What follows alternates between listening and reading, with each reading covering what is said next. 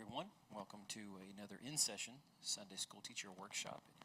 It seems a bit rarer these days that I get a chance to be here, but I hope to rectify that as often as I can, as often as my schedule will allow me. So I appreciate your patience on that. But of course, if I'm not here, I'm going to do my best to try to record it and get it to you the next day.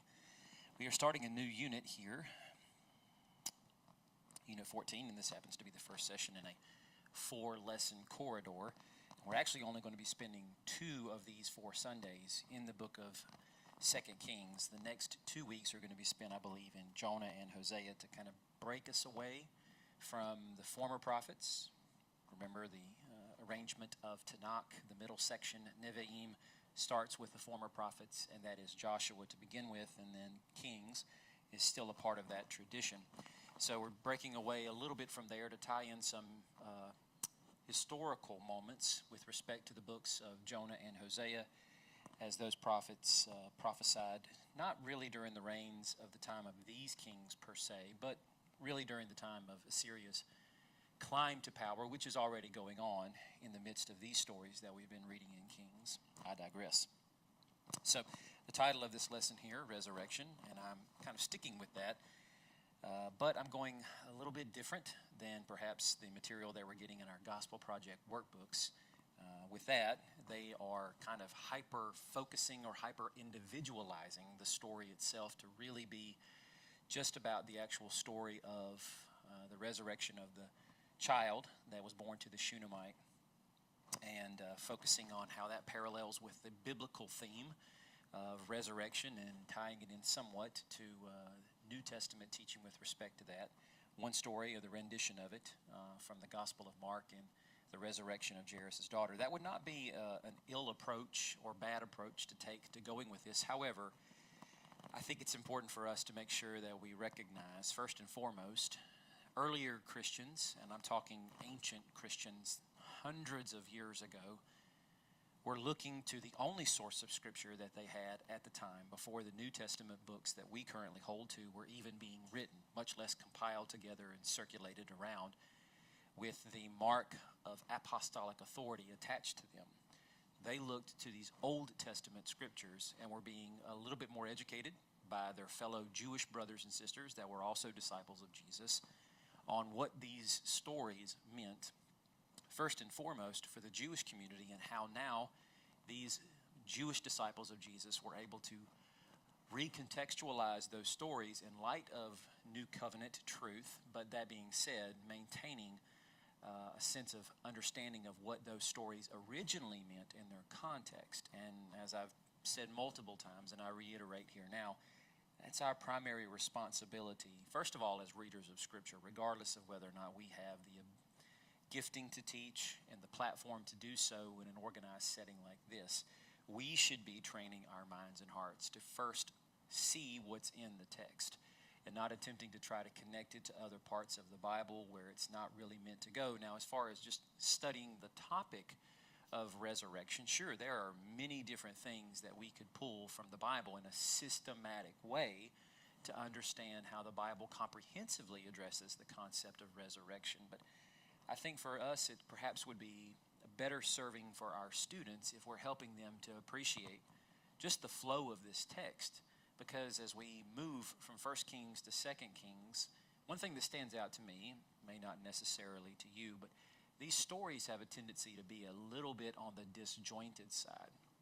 What I mean by that is for the first almost 7 chapters of this book, we're bouncing back and forth between stories that mostly are miraculous in some way, shape, or form.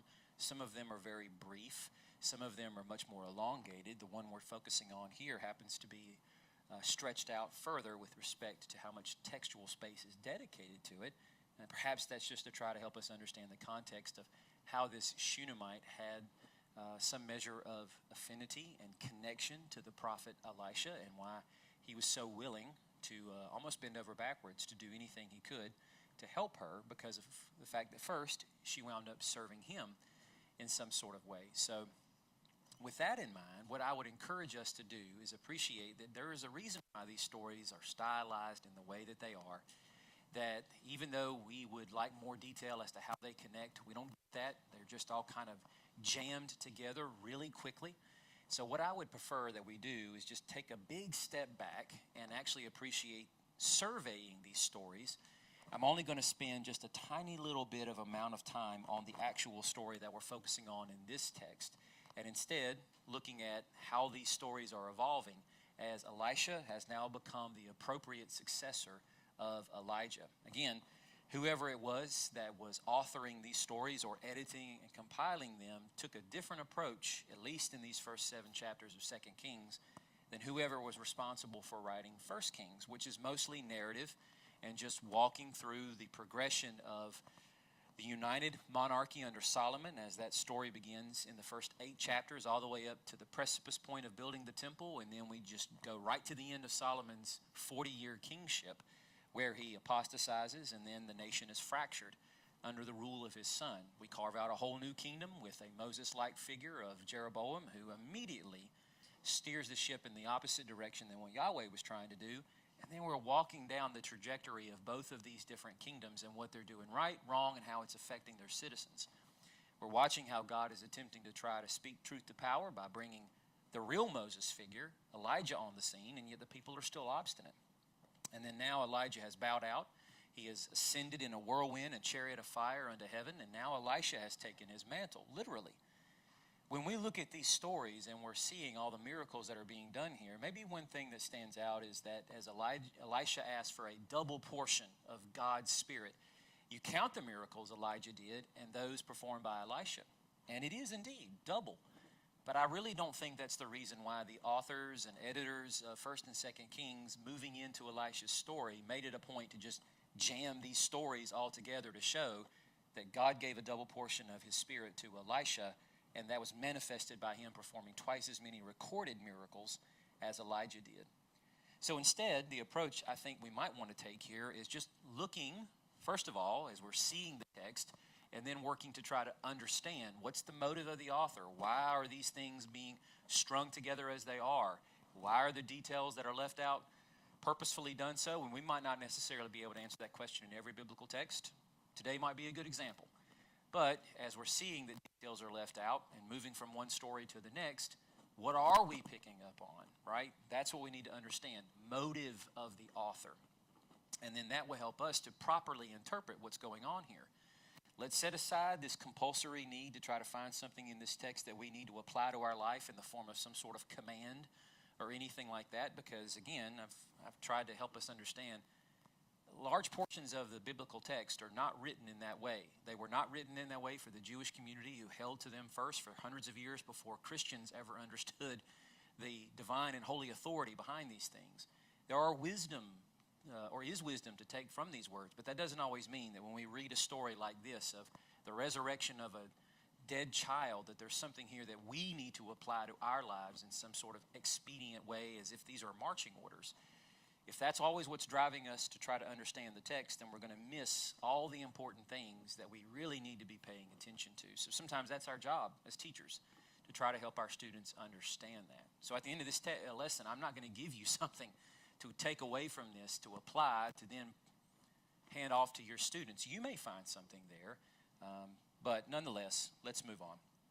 So first, what I want to do is pay attention to this column and this middle column, and then toward the end of it all, I'm going to try to bring it all back together for us by filling in the gaps of what's there.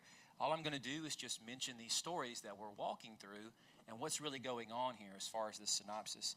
So I realize our text comes from the latter portion of 2 Kings 4, but let's back up to 2 Kings 3 for a second. So we find ourselves at a time when Ahab's second son, I'm not saying second born son, but just second son, Ahaziah ruled for a very brief time. He was wicked. The Lord punished him with sickness. He died. Joram now is reigning as king. Moab has decided to rebel. Since the days of David, they have been a subjugated people. The Lord is allowing them to rise up and throw off the burden and oppression that they would see Israel's rulership over them as being. So with that, now, just like in the days of Ahab, Joram is attempting to try to garner an alliance with the king of Judah, who is also kin to him by marriage. That's Jehoshaphat. So they go and march against Moab. Miracles are done there in the process of getting there before the battle campaign ensues.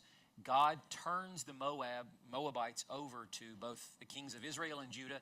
They resoundingly defeat them in battle. So the Moabites came to Israel's camp.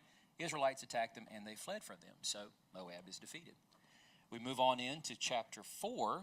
What's interesting here is that we have a story just kind of right out of the blue. A woman who happens to be the widow of a son of the prophets. So again, there's this school that Samuel started generations ago.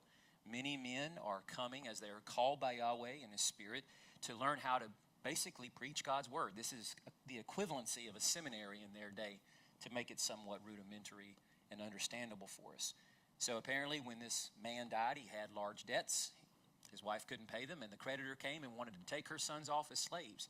She is begging Elisha, who is now, I'm guessing, headmaster of this school, to do something. And so another miracle is performed. He tells her to gather all the pots that she possibly can from neighbors, take what little olive oil she has, fill all the pots, and then go and sell what she has, pay off her debts. So when she does this very thing, she comes and tells the man of God, and he says, go and sell the oil, pay your debt, and your sons can live. You and your sons can live off the rest. So again, another miracle story. Then right after that, in the same chapter, we jump into the story that's really the main focus of our text here. We get this backstory of how, as Elisha, as an itinerant preacher prophet, is going out, traveling the countryside, he happens to go by this particular house on a frequent occasion, and this Shunammite woman, actually seeing the prophet, coming as often as he does, convinces her aged husband, let's put a room on the top of our house for him, a very common thing for Israelite houses in those days. And so they do that. Give him a little bed, chair to sit in, a little lamp to have, some light at night, and just basically a chance to rest his weary bones from all the travel. Feed him, no doubt, be very charitable, hospitable to him when he's there. So as time goes on, then eventually the prophet wants to do something to reward this woman's goodness to him. So she doesn't want to ask really for anything, but he says, look, I tell you what, the Lord is going to give you a child. And it takes us right back to the time of Sarah, Abraham, and other similar stories like that. And the Lord does indeed allow conception of a child. And the child grows. Again, years are passing here, and then eventually that child one day probably has a brain aneurysm, starts bleeding out of his nose, says his head's hurting real bad, and within a blink of an eye, he's dead. So she takes the child into the upper room where the prophet would stay when he's there. And then she goes off telling her husband everything's okay, trying to comfort him, I suppose, the way wives normally would do, and then goes off to chase down the prophet. At first, she tries to tell the prophet everything's okay, or at least his assistant Gehazi. And then when she finally gets into his presence, she begins to unload the woeful burden of everything that's just happened. And then, of course, Elisha sends his servant Gehazi to run. Don't talk to anybody. Take the staff. As soon as you get there, put it on the kid's head. Nothing happens. Elisha gets there. He puts his whole body down on the child. He puts his mouth on the kid's mouth, eye to eye, nose to nose, and then the Lord resurrects the child, right? Another miracle story. But then we move on. There's nothing else to see here. We just move on to the next story, and that would finish up chapter 4, actually. Then we have the prophet in the company of his school of prophets, and there seems to be a little bit low food supply, so guy goes out and he gets a bunch of gourds. They're going to make a stew out of this stuff. They chop all the gourds up. They start making the stew. Someone tastes the broth, and then something in it signals them that this is not good to eat. It's potentially deadly. And then when they inform Elisha of this, he just goes and grabs a handful of flour, throws the flour in there. It's almost as innocuous and devoid of detail as the moment when Moses just takes a stick and throws it in bitter waters, and now it's sweet and palatable. The stew no longer has death in it. Everybody can eat, and they're all good, and their hunger is satiated. But again, there seems to be a sense of famine within the land, so it's more than just, hey, we all got our bellies full. This might be the only sustenance they're going to get for a little while. And then we finish up chapter 4. So all these stories, or at least the last 2 of them, and now we're going to add a third to it, are all jammed up in chapter 4. I guess this actually makes 4 of them. So then we have a man from Baal Shalishah who comes to the man of God. He's got a sack full of 20 loaves of barley bread. Of important detail here, it's from the first bread of the harvest. Elisha just says, divide the loaves up and give them to everyone to eat. Now, of course, this is almost reminiscent of the very kind of thing Jesus will do in breaking bread and feeding with loaves and fishes 5,000 and 4,000. It's an obvious comparison that we should be making if we're reading in the New Testament, but let's not go there from this point, because as we're reading through all of this, we almost kind of have to pretend that we don't even know what the New Testament story is even about, or that it even exists. Because we have to resist the temptation to want to over-Christianize or put Jesus into everything as the first order of interpretation for these stories. That's not how these stories were written.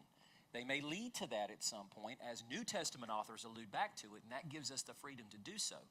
But if we're not careful, we may commit eisegesis, putting things into the text that are not meant to be there, which of course is not only illogical, but it's a fallacy. One more story. Now this is a few chapters later. I'm jumping to this really because of the comparison of these three events in the middle of the screen and to the right, the comparison of these things with food that's involved. There are other miracle stories here, so there are more points of comparison that could be made. But I'm going to just round it out here with this moment in 2 Kings 7, where we have a moment when another battle is taking place. Remember the days of Ahab and now the days of his sons. The kingdom of Aram, capital city of Damascus, what we would call modern-day Syria. You could call that kingdom Aram Damascus, as it's sometimes referred to in scholarly texts. They're the kind of thorn in the eastern side of Israel's kingdom. They were the arch enemy of the kingdom of Israel in Ahab's day, and they continue to be so now in the days of his sons. And the kings that will rule after them, Jehu, whenever the Omride dynasty that Ahab was a part of is put down. That being said, they have come and actually penetrated far enough into Israel. They have laid siege to its capital city of Samaria. Now, food is scarce at this point. People are literally starving to death. And the king wants to call Elisha to account on this and say basically it's his fault, much like Elijah before him, who shut the heavens up, prevented rain from falling down, that if he doesn't do something and alleviate this burden, that he's going to take his frustration out on Elisha, essentially. Well, again, this is not something that was brought about by supernatural disaster as it was in the days of Elisha. This is a king bringing his army that's cut off all chains of supply to the city itself, and people have ran out of their food stores and are eating their animals, rodents, and then eventually each other. So now what happens is that Elisha utters a prophecy and says that by this time tomorrow, you will be able to buy fine flour for half an ounce of silver, 12 quarts of barley sold for a half ounce of silver. Now, those are incredibly cheap prices. It's hard for us to really contextualize that, but in that day and time, these are fair market prices when supplies are plentiful. That is clearly not what was going on in the months preceding this, when people were spending all the money they had on scraps of food, right? So the point is as we read more of the story, what we understand is that God actually does then bring a supernatural disaster, but not on wicked Israel that deserves it, but the wicked Arameans who also deserve it. He decimates their army, causes them to fight against each other, and they all run away, the ones who survive, tons of dead bodies on the ground. Happens to be a small little band of lepers who wonder upon this, and they realize, oh my goodness, these guys are all dead, and they just start taking things from the dead men's bodies, of course, but first, to satiate their own hunger, they go and raid the food stores in these men's tents out there. And then they realize, it's kind of wrong, unethical for us to be holding all this to ourselves. We can't eat all this food before it spoils. Let's go tell everybody in the city there's actually food. So lepers going to the city gates, which they're forbidden to do, telling everybody, hey, there's food out here. That whole army that was there yesterday, they're gone, and what was left is dead. So they go running out into the field. They go take everything they can scrounge up, and as they bring it into the city gates and start selling it in the markets, true to form, this is exactly what wound up happening. So, what is the point? What is the point of moving through these stories, starting in 2 Kings 3 all the way up through 7, and not even the stories that we covered? Why are all these miracle moments jammed together? Well, I want to go back to this one that we started talking about in 2 Kings 3, because it seems to start here with the defeat of Moab. And then when we start paying attention to the other details that show up with these stories, what seems to be developing here is a pattern quite similar to one that we would have seen already if we were studiously reading through first Torah as part of Tanakh, now former prophets of the Nevi'im, right? We're trying to hold all these details. I know they're gathering balloons, and our arms are kind of getting a little bit full here and holding all this stuff, but that's our job, is to try to take mental notes and then question, where have I seen these things before, if a pattern is present? So when we go back to Israel in the wilderness here, part of the reason why I bring this up is because, first of all, we need to understand what the actual backdrop of 2 Kings, coming off of 1 Kings, is really like. Over the last several weeks, if you've tuned into these workshops, what I've tried to help you understand is that we have walked right back into another picture of Israel being in exile. They're in their land, but they're exiled in their land.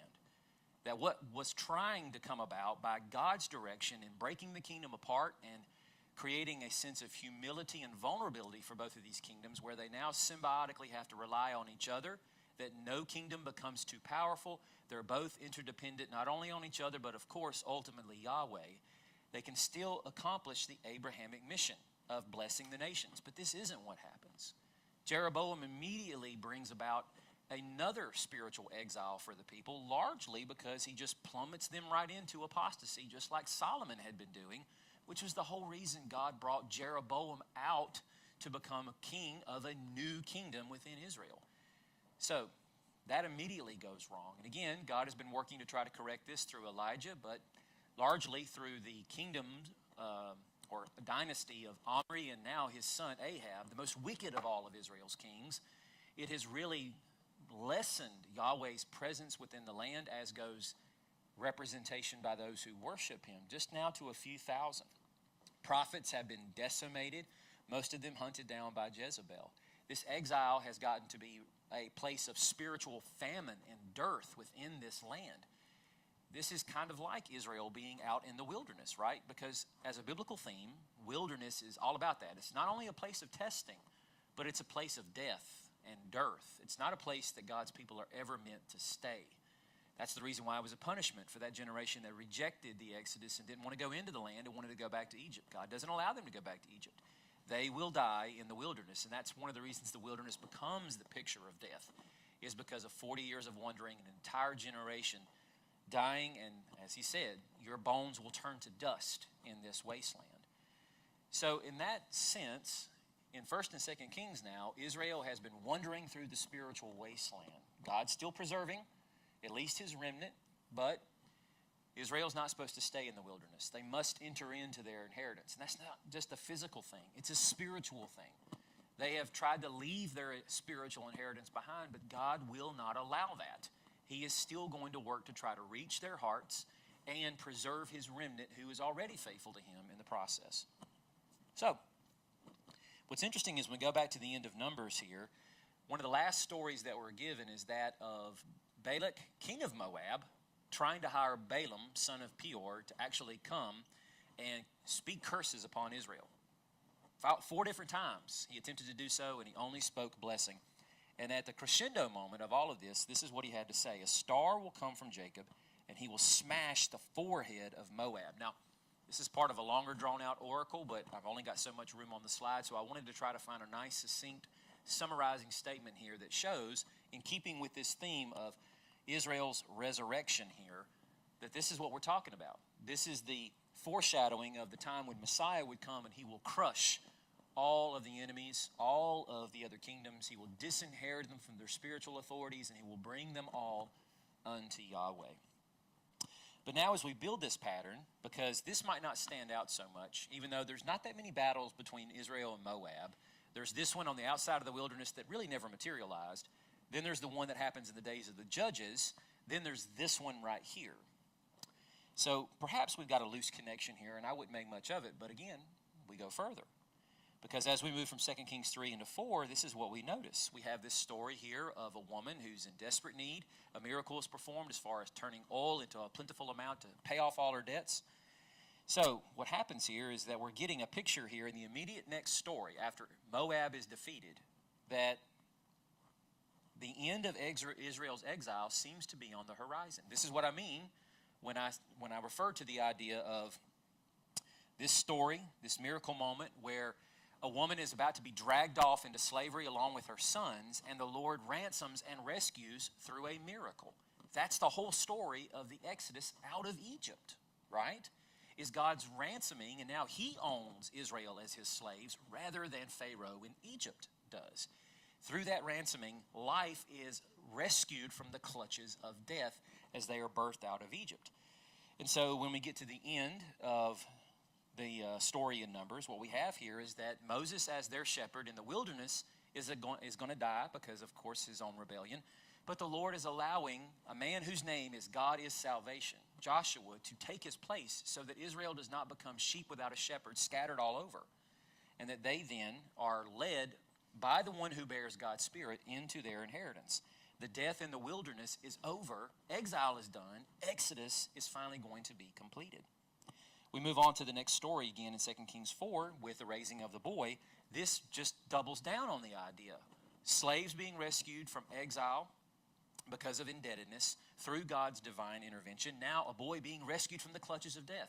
The woman and her children and the boy are just cross-sections of Israel's spiritual situation. And that God is signaling here in these stories as they're being compressed together in this weird, disjointed way. He is not leaving Israel in this place of wilderness, dearth, and death. He is rescuing them out of that. And this is exactly what we have in Deuteronomy 31 when we have Joshua's commissioning and that he's taking over and is going to lead them into the land. To get to these other stories here, to make sure that in the last few minutes here I'm connecting the dots. We get to the story of the deadly stew and that Elisha throws flour into it. The flour does not have leaven in it. So what's interesting is that in the presence of unleavened flour that does not become bread, although perhaps little clumps of dumplings in there as the stew continues to cook over heated water and so forth, I don't know. But point is, it's unleavened flour. Unleavened flour has huge significance for Israel in most of her high holy days, and the first mention of it outright happens to be its use in Passover.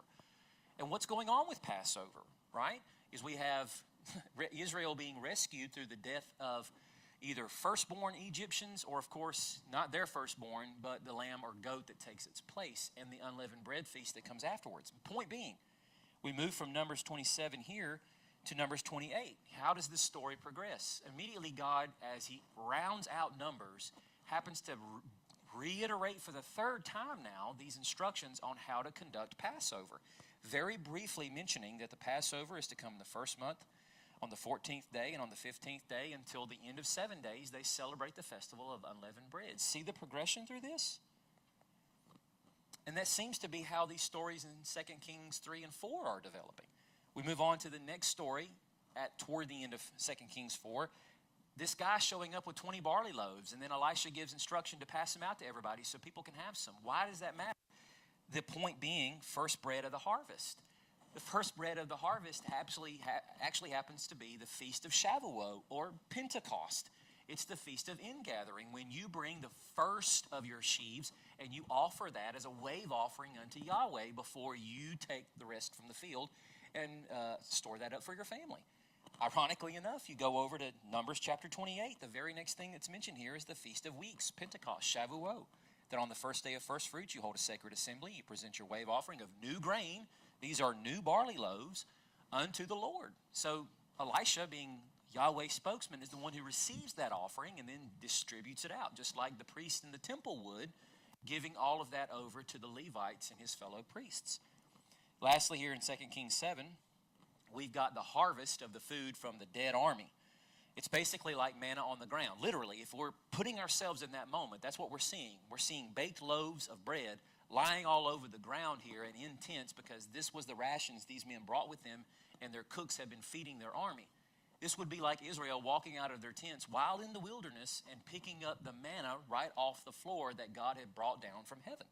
And what's interesting about that is that this is reminiscent of the idea of the Feast of Shelters, because the next big feast that is not only mentioned in Numbers 28, but on Israel's liturgical calendar, that all the men of Israel are supposed to come and present themselves unto God and Jerusalem for, is the Feast of Shelters, or Tabernacles, when they all get out of their houses, live in booths that they thatch together, and they stay out there for 7 straight days. And what are they doing? They're putting themselves back in the, quote, wilderness to remember that generation and Yahweh's provision. All of their stories by candlelight at night are going to be filled with talking about God's miracles for his people while they were in the wilderness, and that he brought manna. Every time they take a piece of bread off the loaf, it's to mention the fact that God preserved Israel with manna.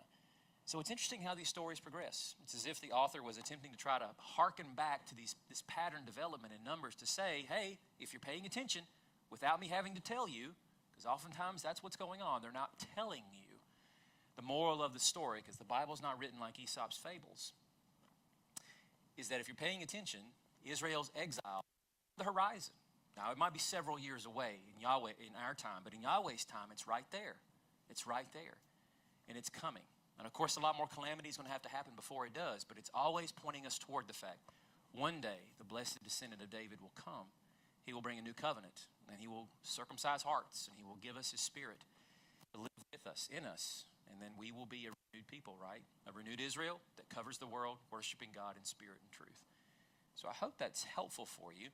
Don't think that it's too overwhelming to try to teach, on Sunday. You don't have to spit out everything I did. Just walking through some of these details, pointing out the bare nuts and bolts, I think would be enough to try to help your students connect those dots. So anyway, my time has run out. I do appreciate your time. Do we have any questions in the room? Well, if not, thank you for your time.